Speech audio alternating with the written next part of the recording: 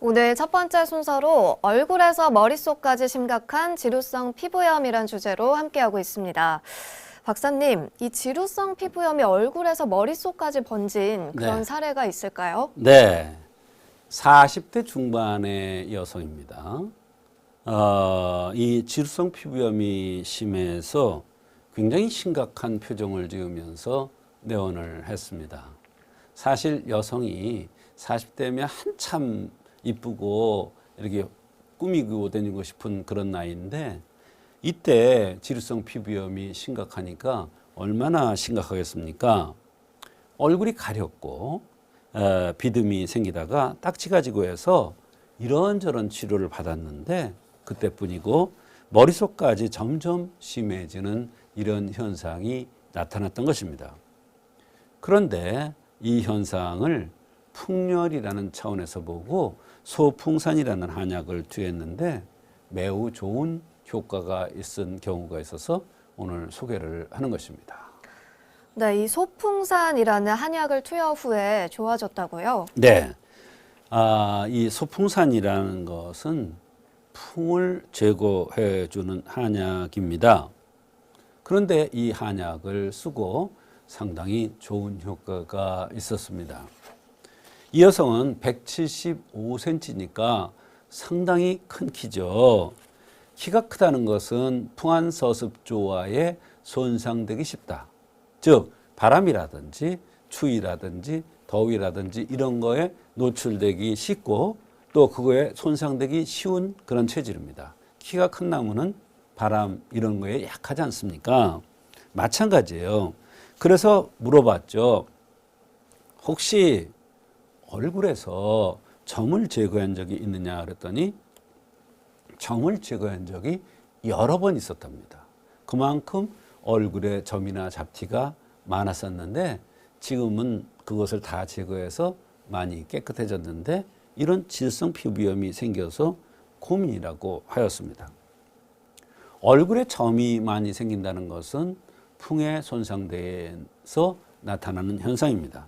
따라서 이 지루성 피부염도 얼굴과 머릿속에 생겼는데 이것도 바로 풍과 열에 의해서 생겼다는 것을 알 수가 있었던 것입니다. 또한 증상으로서 어지러울 때가 있고 또 귀에서 소리가 나기도 하고 이 어지럼증은 중풍이 생기려는 징조이니 조심하라 의서에 이런 얘기도 있습니다. 눈썹이 유난히 진한 것이 특징인데 이 눈썹이 진하다는 것은 십이경맥과 연관되는 즉 풍한서습에 손상돼서 병이 올 수 있다는 것을 말하고 있는 것입니다. 그리고 피부가 건조하고 거칠거칠했는데 이 역시 풍에 의해서 몸이 손상되고 있다는 것을 얘기해 주고 있습니다. 이렇게 여러 가지 정황으로 볼 때 이 여성의 지루성 피부염은 풍에 의한 지루성 피부염이라고 판단되어서 소풍산이라는 약을 투여했는데 너무나 효과가 좋아서 감사하다는 인사를 받은 적이 있습니다. 네, 이 환자 그 밖에 어떤 불편함을 호소했습니까? 네, 얼굴이 가렵고 비듬이 심하며 이것이 심해지면 머릿속까지 퍼져 나간다고 했습니다. 배고프면 참지를 못하고 속이 쓰린 현상도 있었습니다. 관절이 아프고 어지럽고 피부가 상당히 건조한 것이 고민이라고 했습니다. 밤에 열이 오르고 생식기가 하렵고 입술이 각질이 생기고 헛헛해서 무엇이든지 잘 먹으며 특히 오후에 많이 피곤해하는 이런 여러 가지 불편함이 동시에 있었습니다. 네, 어떻게 치료를 해주셨는지 또 결과도 궁금합니다. 네, 눈썹이 진한 것이 특징인데 이것은 십이경맥이 운행이 안 되는 것이죠. 즉 풍한서습조에 상하기 쉬운 체질이라는 것을 얘기해 준다고 했습니다.